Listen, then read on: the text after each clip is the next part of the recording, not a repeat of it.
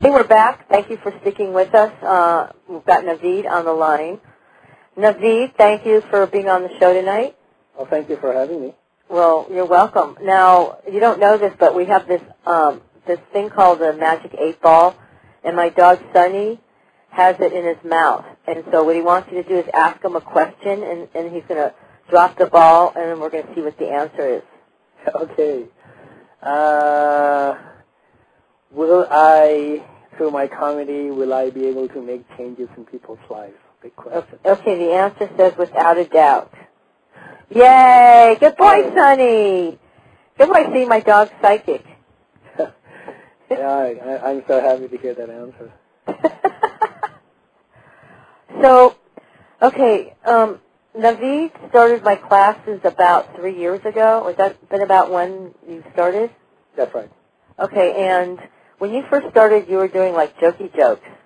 That's and right. And it took a while to get you to stop doing that, because we don't tell jokes. Yes. Right? We do pieces and bits and stories and things like that. Absolutely. Now, one thing I tell everyone is they have to find their audience. They have to find their following, and you had this monster breakthrough within the last few weeks, actually, it seems. You went to your home back to Bangladesh? That's right. Okay. You went to Bangladesh. Tell everybody what happened. Well, I went to Bangladesh, and this was really the first time I went back after I made it public, meaning I broke the news to everybody that I am a stand-up comedian. Sandy, I kind of had kept it under wraps for the first year and a half. Only my wife knew, of course you knew, and only the people who saw me at comedy clubs. But then, so this was my first time I went back that they knew that Naveed is not only an engineer, but he's a comedian, and he's been doing pretty well in the U.S. Now, in the early years, you were in show business back in India. You did TV commercials, things like that. Yes, I did, and I'm actually, I'm actually from Bangladesh, and there when I was in college, I did 4 TV commercials. And I did some radio, I did a little bit of TV. Oh, I want everybody to know that you went about a year or so ago. You went to Las Vegas and did a comedy competition, and you came first place. Yes, and it was the 2007 original Las Vegas Comedy Festival, and that's out of 81 male comics, right? Yes. 72, okay. And they picked a best male and a best female, so I was the best male. And these were not voting, these were actually industry judges. They were owners of the big comedy clubs, Ridley's Comedy Castle and Greg. And what do you think set you apart from everyone else? I think what I felt from, or not felt, the feedback I got, because there actually was a feedback session the day after the performance, but before they announced the winners, and everybody said you were such a breath of fresh air because you were clean, you were non-offensive, you made us think through your humor at some of the things that we tend to overlook. So you really not only made us laugh, but you made us think. Mm-hmm. And that's what they appreciated the most, and especially that they were saying that you were clean, you were 100% clean. That's what we liked. And I try to drive that point across in class. A lot of people want to work dirty, and it's so boring. Dirty blue humor is very boring. Now, then you went to India, and you just sent me this tremendous email about this huge. Tell everybody what happened to you out there. Okay, I went to Bangladesh. Actually, it was Bangladesh. That's where I'm from. And by the way, there is no comedy clubs out there. No, there isn't, and there is really no such thing as a stand-up scene the way we know it in the West. Mm-hmm. So when I went there, and this was the time when they knew, okay, Naveed is doing stand-up comedy professionally in the U.S., and so what happened when I went there was quite a bit of a sensation. And another thing I probably should mention here is that for the last 6 months, I have also been doing comedy in Bengali. That's my first language. So I've been doing a lot of professional shows here in Southern California where the audience is completely expatriate Bangladeshis, and that got a lot of traction. Now, do you do the same exact material, or do you have to change things around? Oh, no, it's 90% different, because one of the things you taught me in class is that humor is something that the audience need to relate to. So when I do my Bengali routine, it is almost 90% different than what I do in my English routine. Like, and then, yes?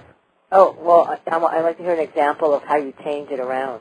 Okay, for example, the Bengali routines that I've done here, I mean, the basic format is still the same, that you choose, premise, punchline, segue, callbacks. That's all there, and that's why they enjoyed it so much. But the material is, for example, the Bangladeshi immigrant community, okay? What are the challenges they face in this society? They have kids who are growing up in the U.S., they're Americans, but the parents are Bangladeshis, and they have this big communication gap. So a humor based on that, for example. The fact that we all drive Toyotas, it's something you may or may not have noticed. So, little things, but they relate, well, yeah, you know what, you're right. We have seen that in our lives. So things like that. And, the outsourcing joke, which I do in my English routine, I don't do that as much because, they're on the other side of this outsourcing fence. They are the ones who are taking the jobs away. Right. Oh, okay. So you're really not doing these are a few examples, yeah.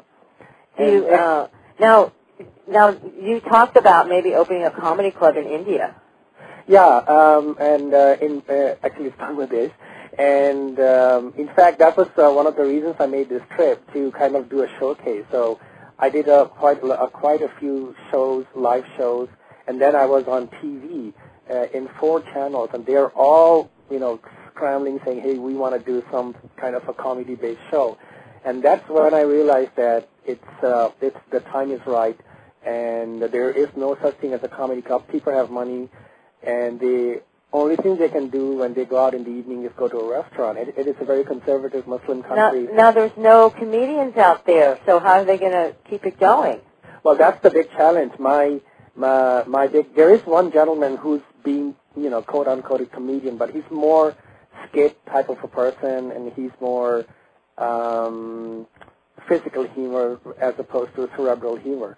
And so that is one big challenge that I have to figure out. Okay, fine, I can be there, but it takes time to write new material, and I can go on for maybe half an hour, 45 minutes, but people are not going to come back to see the same jokes all the time. Right. So that's another thing I have to figure out, how to have a constant replenishment of comedians. And one of the things I've been thinking about is there's a big comedy scene in Dubai, for example. There's a big comedy scene in Hong Kong, just because there are so many expatriate population over there, like British and Europeans and Americans. They live in Dubai, and because the expatriate community, they have not a whole lot of recreation in the evenings, and then if there's a comedian, it's a big thing.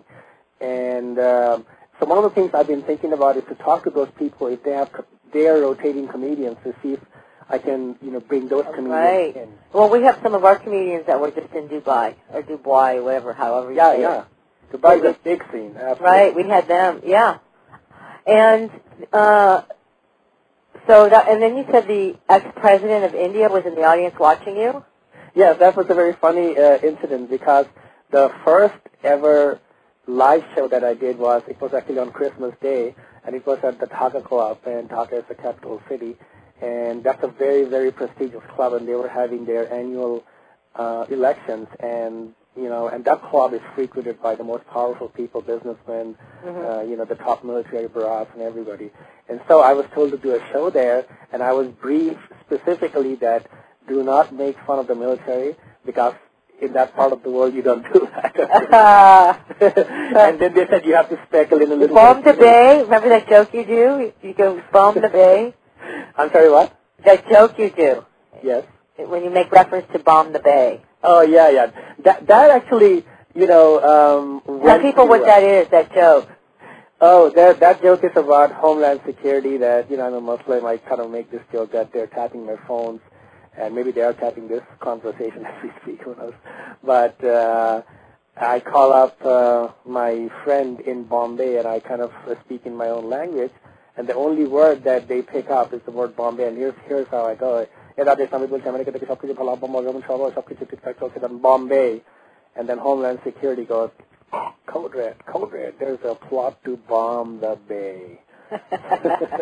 So you cannot do material like that. No, that I can, because then I'm making fun of the Department of Homeland Security in the U.S. Okay. But here's the thing, that this former president, he's a 3-star general who came to power through a military coup, and that was the time when I was a college kid, and over there college kids are very active as far as, establishing democracy is concerned. So we actually did a lot of protests against this guy, and eventually he had to step down from power. So I had a lot of joke about this guy, and it so happened that he was sitting in the audience. Now he was in jail, and now he's out, and it was pretty funny that I was going to make jokes about him, and he was sitting in the audience. Oh my God! Now in the West, in the U.S., you can have Bush in the audience and make fun of him. It's not a big deal. But over there, I could get locked up or something. Or he's going to have his flag stopped for you. I guess that you have to be so politically correct everywhere. But the fact is, before we leave, can you do your globalization piece for everyone? That's my favorite piece you do. Okay, sure. And my globalization thing is that, we are living in a global economy today. It doesn't matter if you're in Uzbekistan or if you're in Boston, you're really, doing the same kind of work. And here's what I mean. This shirt I'm wearing right now, it says black shirt I'm wearing. It was made in Vietnam. Then it was shipped on a Singaporean vessel with an Indonesian crew, then offloaded at the Los Angeles, California port by Mexicans, then loaded onto a San Diego-bound Korean truck with a Japanese engine and a Guatemalan driver. Then I put my black shirt on, which was made in Vietnam. I get into my German Volkswagen. I go down to the comedy store in La Jolla, bring with me my Nokia cell phone, made in Finland, bought with my credit card, made in China, the transaction processed in India by a crew using a Dell computer, designed in the U.S., assembled in Malaysia using a microprocessor chip from Taiwan. That's called globalization. That's great. That's great. Naveed, you'll be on again soon. We'll put you back on. Okay, congratulations great. About your huge success in India. You're probably so busy right now trying to figure out, how to organize it all, I'm sure. Yes, very busy. So I'll give you a hand. Okay. I'll do that. I'm back from my mental vacation. Okay, thank you. Oh, thank you so much, Naveed. Well, thank you for having me. Okay, have a great evening. You too. Bye-bye. Okay, we're going on.